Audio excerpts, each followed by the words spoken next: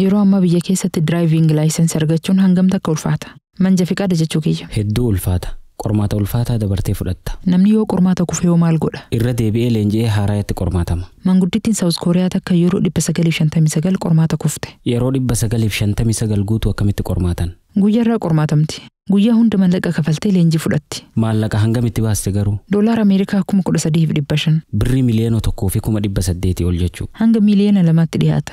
Torbaanitti guyyaa 5 walitti aansitee leenjiti. Yeroo 959 kuftee yeroo 960 manja fiqaada argatte. Ajaa'ibuma. Badhaafamuu qabdi tun. Waan ajaa'ibaa badhaasa guddaa argatte. Akkamitti? Dubbiin isii sooshaal miidiyaa irratti xiyyeeffannaa guddaa argannaan kaampaaniin makiinaa Hyundai jedhamtu oomishu makiinaa haaraa badhaasee beeksisa makiinaatis hojjechiifate. Achi booda amma nagaa makiinaa ofii oofutti jirti moo akkami? Lakki yeroo hedduu aksidantii seente. Booda ramaatii makiinaa irraa fuudhanii manatti galchan. Murannoo ajaa'ibaa qabdi manguddittiin. Murannoo ajaa'ibaati dhugaa. Soorri qalbii eegalee jira.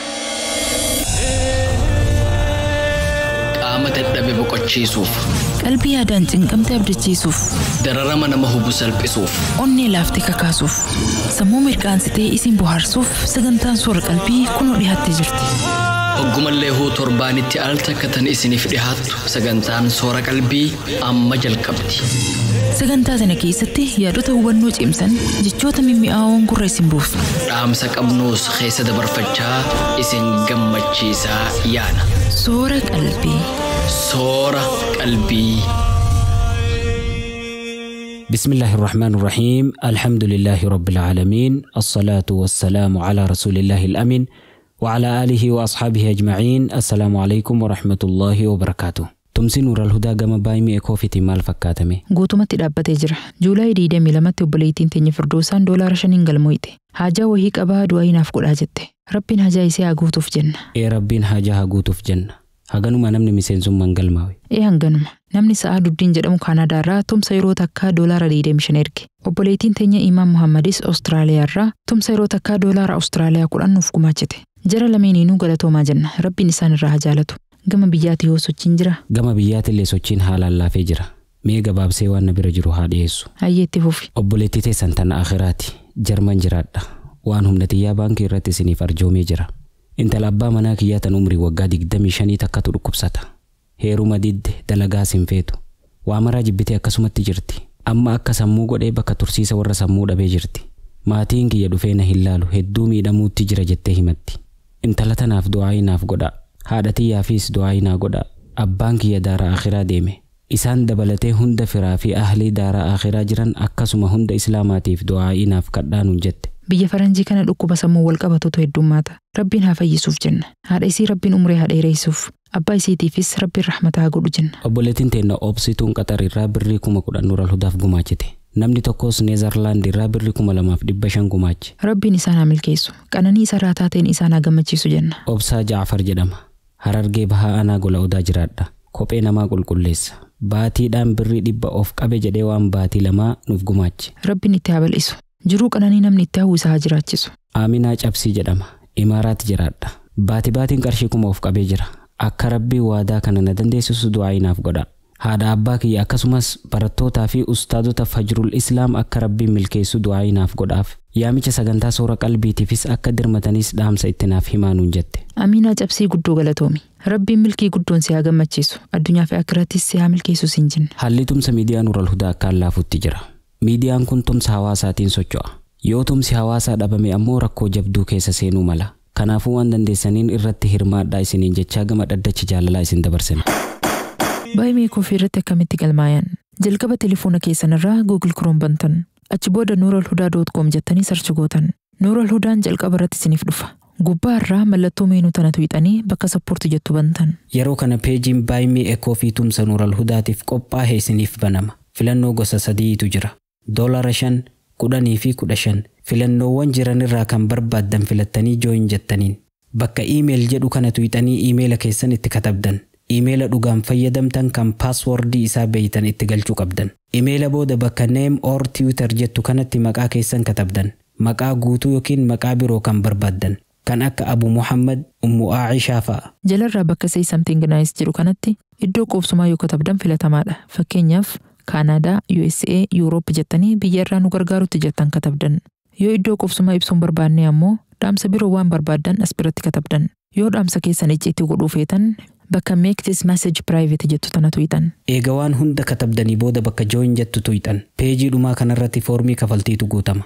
Gubbarratti maallaqa baatibaatiin kafalamuutu jira. Maallaqa kana ol guddisuu yoo feetan waan as biratti katabdan kana hayxanii hanga gumaachuu feetan itti katabdan. Itti aansuun lakkoofsa kaardii keessanii katabdan. As biratti guyyaa fi baatii kaardiin keessan expire itti ta'u guuttan. Bakka tanatti ammoo CVC isin gaafata. CVC'n kaardii keessan gama boodaatiin jira. Yeroo hedduu lakkoofsa dijiitii 3ti. Eega CVC guuttanii booda zip code isin gaafata. Zip code biyyoota muraasa kan akka Ameerikaa qofa keessatti gaafata. Kanaafuu zip code keessan eega katabdanii booda pay jettaniin sakandii muraasa booda dhaamsi congrats jedhu isiniif dhufa. Imeelli haarooyni miseensummaa kana mirkaneessus isiniif ergama. Soora qalbii. Soora. Dhaddacha jaalalaa. Dhaddacha jaalalaa. Dhaddacha jaalalaa. Dhaddacha jaalalaa. Dhaddacha jaalalaa. Dhaddacha jaalalaa. Warra dhugaan wal jaalatu. Warra karaa halaalaatiin walitti hidhamee bultii jaarrate. Warra jiruu gaarii jiraachuu jiruutu wal himata. Himataa fi himatamaan yookiin ammoo himattuu fi himatamtuun dhaddacha irratti dhihaatanii jiru. Abbaan murtii kennuuf qophaa'ee jira. Abbaa moohatu walitti ilaalla. Dhaddacha jaalalaa. Iyyannoo jaalalaa. Qilleensi jaalalaa bubbisii halaala. Qilleensi jaalalaa bubbisii ilaala. Dooseen jaalalaa banamee jira. Riqicha sunnaa iyyannoo tokkoffaa lakkoofsa galmee 838. Assalaamu alaykum warahmatullaahi wabarakaatuh. Akkam nagaa jirtu qopheessitoota qophii riqicha sunnaa. Maqaan kiyya Maatu Qaahaa jedhama. Intala takkaan wajji waggaa 4 dura wal jaalanne. Intalti haala bareedaa qabdi. Bareedinni isiitiis halaalaa nama booji'a. Tolinna akhlaaqa isii nama hundatu irraa dubbata.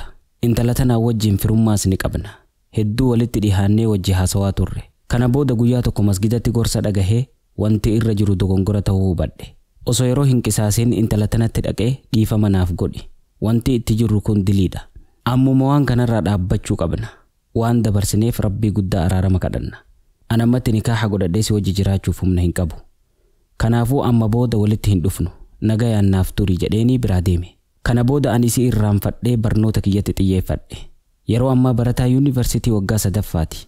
Isiin ammoo qabxiin kutaa 12ffaa jalaa gadi bu'ee yuunivarsiitii hin seenne. Dhihooma tana akka tasaa karaa irratti wal arginaan qalbiin tiyya hedduu rifatte. Yeroo kana jaalalli isiif qabu akka na keessaa hin bahin hubadhe. Haala gaariin nagaya wal gaafannee telefoona wal jijjiirree adda yaane. Eega guyyaa san isii argee booda yaaddoo isiitii weeraramee hirriiba na dhoorke. Kana booda telefoona bilbiluu fi eegale. Amma maanguddoo ergadhee nikaaha hidhanna jedheeni gaafannaan hayyee ergadhu naan jette. Osoo haala kanaan jirru isiin kaatee gara biyya Arabaa imalte. Dubbii tana yoo dhagahu hamileen na cabe. Eega biyya Arabaa deemtee boodaas naaf bilbiltee na dubbiste. Anis lakkoofsa isii argannaa yeroo hunda itti bilbilee dubbisuutti jira. Garuu waan hedduutu gaafii natti tahee na dhibe. Tokkoffaa kaatee ala deemuun isii kun dadhabina imaana isii natti garsiise. Lammaffaa an eega gaaf duraa ta'uu badhee booda gara Rabbii kiyyaa deebi'ee waan hedduu baradhe. Inumaa namni akka sheekaatti na laala. Fakkeenya na godhachuu fedhan. Osoo ummanni bakka guddaa naaf kennu yoo ka'ee intala tana fuudhe innuu akkas dalagee mimaa jedhanii narraa haasawan. Haasawa namaa qofa osoo hin taane amma osoo nikaaha hidhadhellee bakka jirutti yaamee wajji jiraachuu hin danda'u. Nikaaha kiyyaan biyya namaa akka turtuus hin fedhu. Sadaffaa dubrummaa qabdaa jedhee gaafannaan an dhugaa siif hima. Sitti hin kijibu. Dubrummaa hin qabu naan jette. Kunis hamilee na cabse. Barumsa xumuruuf waggaa 2tu naaf hafa. Kanaafuu hangasiif amma nikaaha godhadhee achuma akka turtu yoo godhe akkamitti ilaalama. Obsaan isin eeggadha. Galatoomaa.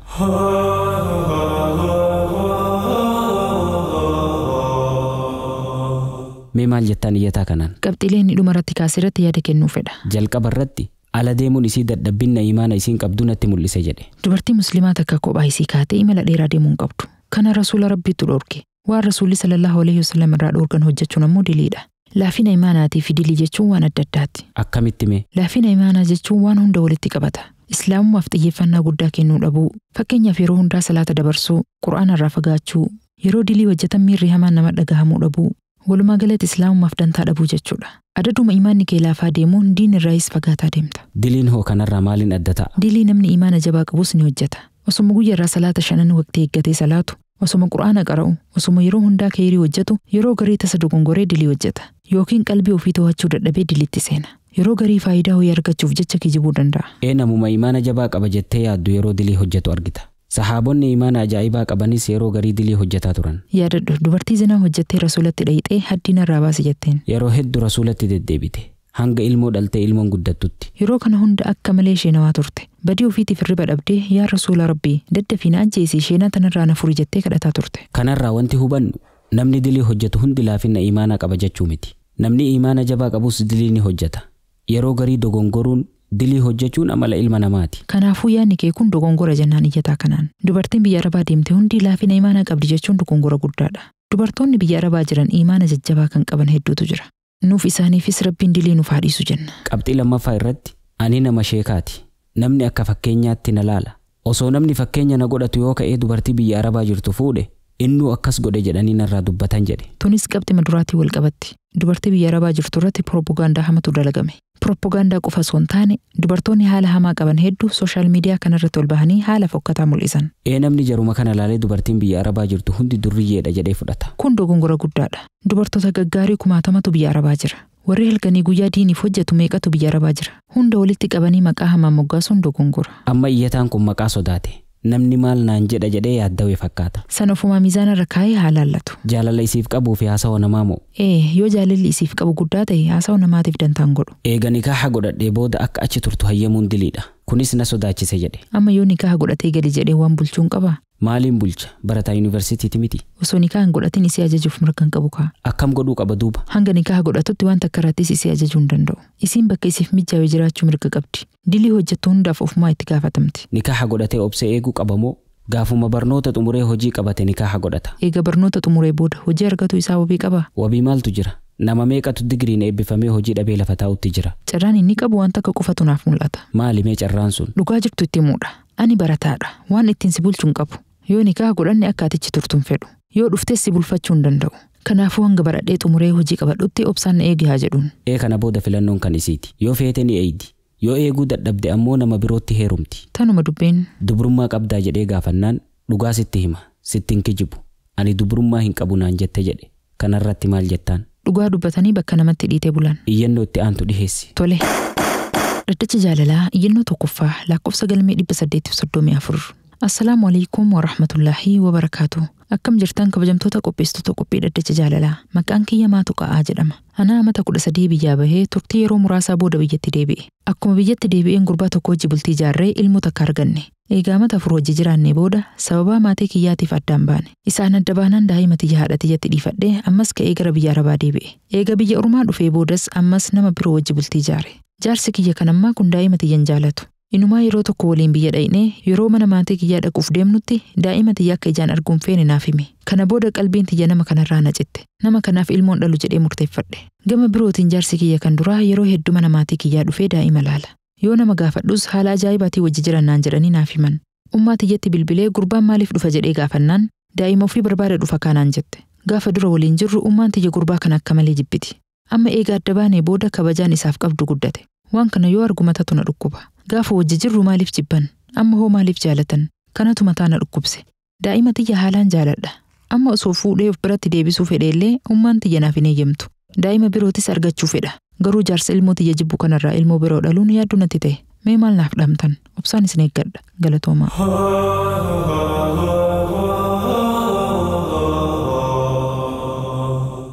Ilmi namaa kun haaluma ajaa'ibaa hedduu qaba. Ilmoo ta'e ijaan arguu hin fedhu jedhe.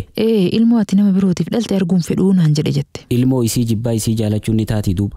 Yoo faayidaan addaa isii bira jiraatti ni jaalata. Kuni faayidaa jaalachuu kaa. Kanaan ala hiika biroo itti kennuun ni ulfaata. Osoo jibbeellee osoo jibbuu qaba malee abadan afaanii baafatee ilmootii ni jibba jechuun dogongora guddaadha. Intaltitu waa hunda dhabuutti jirti beeki. Ilmoo ofiitiis haadhaaf kennite. Amma booda isitti deebi'uu waan kajeelamuu miti. Jaarsa isii irraahis ilmoo dhaluu hin feetu. Sanirraan umriin dubartii daangeffama qaba. Rabbiin haa laaffisuuf jenna. Waan hafte gammabaa murtii dabarsina. Dhaggeeffattoota keenya kabajamoo.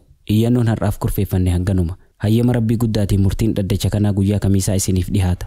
Dhaddachi har'aa goolabamee jira. Qaama dadhabe boqochiisuuf. Qalbii yaadaan cinqamte abdachiisuuf. Dararama nama hubu salphisuuf. Onnee laaftee kakaasuuf. Sammuu mirqaansitee isin bohaarsuuf sagantaan soora qalbii kunoo dhiyaattee jirti. Soora qalbii. Soora qalbii.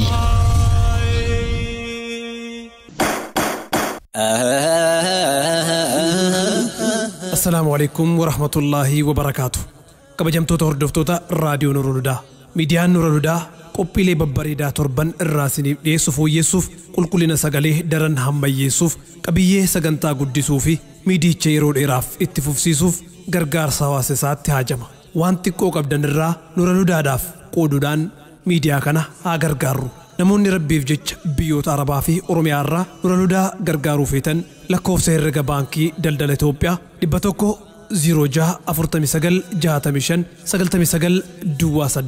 baankii hojii gamtaa Oromiyaa 105 2300 21 Hijiraa baank 171 2883 0001 irratti waan humna keessanii gumaachuu ni dandeettan.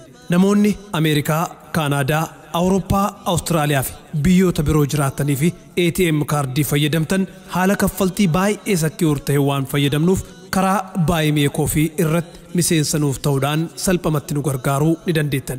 Maallaqa buna tokko ittiin bitattan guyyaa tokko Nuurul Hudaadhaaf gumaachuudhaan hojiin diin akka tatamsa'u gochuu ni dandeettan. Gama weebsaayitii Nuurul Hudaa deemuudhaan iddoo meenuu jedhu tuqaa achi booda iddoo sappoorti jedhu argattu. Facebook Nuurul Hudaa irratti immoo bakka Get Etiquette jedhu tuquun argachuu ni dandeettan. Gama appilikeeshinii Nuurul Hudaatiin immoo bakka sappoorti jedhu tuqxanii miseensa ta'uu ni dandeettan. Sagantaa Nuurul Hudaa irratti maxxanfamu hunda jalattis liinkiin tumsaa ni maxxanfama. Yoo barbaaddan QR koodii kana iskiriina kompiitaraa irraa iskan godhuudhaan nu cinaa dhaabbadhaa. Nuurul Hudaa cinaa dhaabbachuudhaan sagaleen diin Islaam akka faffaca'u haa goonu. Odeeffannoo dabalataatiif 0954 52 0058 irratti kallattiin bilbiltanii yookiin dhaamsa WhatsAppiitiin nu dubbisuu ni dandeettu. Nuurul Hudaa soora qalbii muslimaa. Waan fi abbaatu daaraan jabeeffata gochaaf maallaqaanis waan qabnuun birmaa. Torbaan lama dura addunyaan gaaga'ama guddaa waggaa 80 dura mudate yaadataa turte. Baatiin Oogasti kun waan addaatiin yaadatama. Mootummaan Ameerikaa baatii kana keessa magaalota Jaappaan Hirooshimaa fi Naagasakii boombiin haleele. Haleellaa boombii kanaatiin magaalonni lameen dachee irraa dhabama ta'an. Garuu niwukilaarri yeroo jalqabaa boombii fi yaadamiin oomishamne. Saayintistoonni meeshaa kana oomishan hedduu sheenawaa turan. Quba qabduu teenyaa irraatiin dhimma kanarraa dubbanna.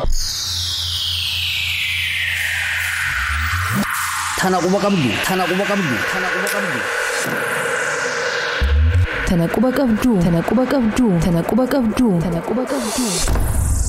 Saayintistii cimaa dachii tanaa jedhamuun kan beekamu Albert Einstein hiriyaa isaa Liyoo Silaard waliin ta'uun qorannoo guddaa gaggeessaa turan. Qorannoon isaanii kunis anniisaa niwukilaaraa irratti xiyyeeffata. Yeroo sanitti boombiin niwukilaaraa hin oomishamne. Namni dhimma niwukilaaraa beekus hin turre. Saayintistoonni yeroo dheeraaf eega qorannoo irra turanii booda yuuraaniyeemii irraa anniisaa elektirikaa cimaa oomishuun akka danda'amu mirkaneeffatan. Qorannoo isaanii kana eega ragaan mirkaneeffatanii booda pirezidaantii Ameerikaa yeroo sanii Franklin Roozaveltitti xalayaa tokko barreessan. Xalayaan kun tooftaa yuuraaniyeemii fayyadamuun humna elektirika ittiin maddisiisan ibsa. Dabalataan albuuda kanarraa boombii humna guddaa qabu oomishuun akka danda'amuu fi biyyi Jarman boombii kana oomishuuf tattaaffiitti akka jirtu ibsan. Ta'us garuu abadan akka hin milkooyne jala sararanii katabanii xalayaa pirezidaantichatti ergan. Pirezidaantichi xalayaa eega dubbisee booda akka malee rifate. Yeroo sanitti mootummaan Naazii Jarman mootummaa humna guddaa qabu ture. Akka tasaa ta'ee boombiin kun yoo harka isaanii gale Ameerikaan balaa guddaaf saaxilamuu dandeessi. Kanaafuu humna qabnu hundaan irratti hojjechuu qabna jechuun saffisaan boombii oomishuuf sochiin akka jalqabamu ajaje.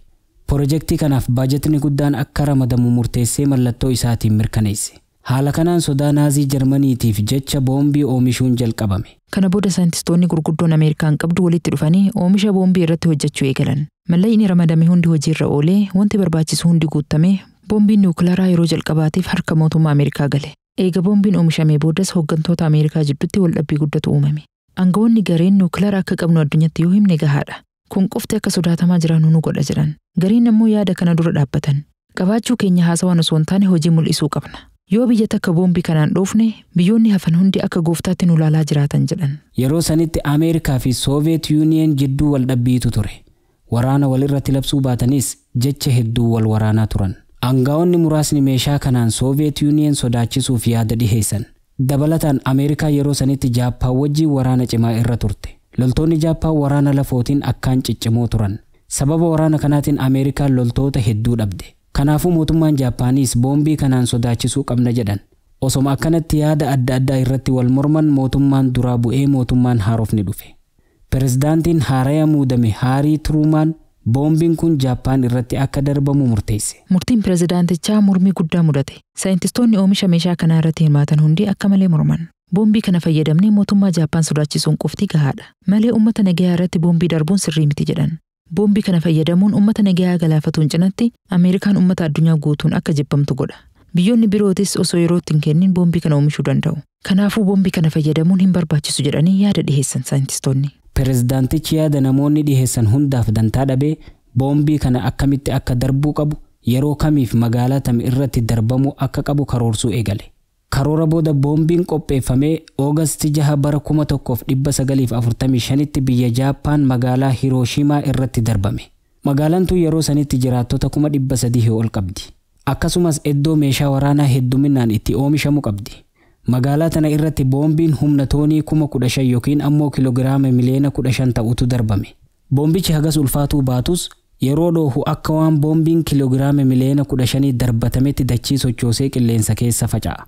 Boombiin kun dhoohinsuma takkaan magaalattii dachii irraa dhabama godhe. Dubbiin tun addunyaa guutuu rifachiiste. Biyyoonni dura Ameerikaa dura dhaabbatan hundi muddamanii waan qabatan wallaalan. Yeroo sanitti Ameerikaa malee biyyi meeshaa kana qabdu hin jirtu. Kun ammoo akka Ameerikaan humna olaanaa argattu godhe. Mootummaan Ameerikaa asittis hin dhaabbanne.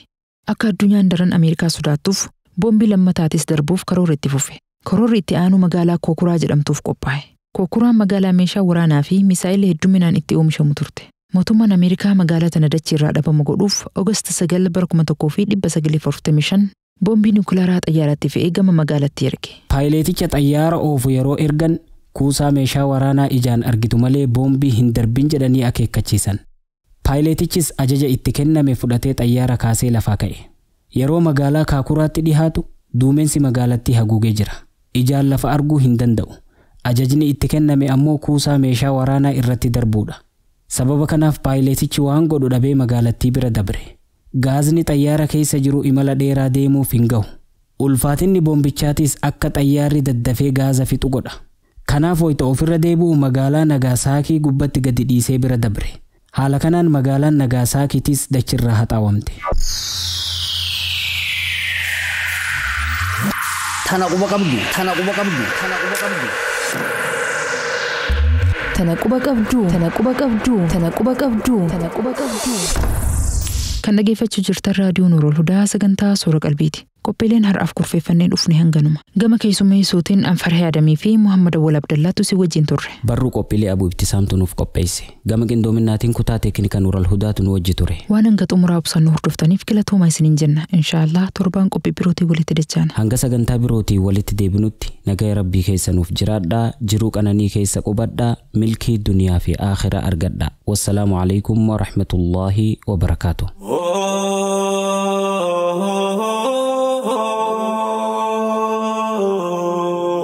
نور الهدى صورة قلبي مسلمة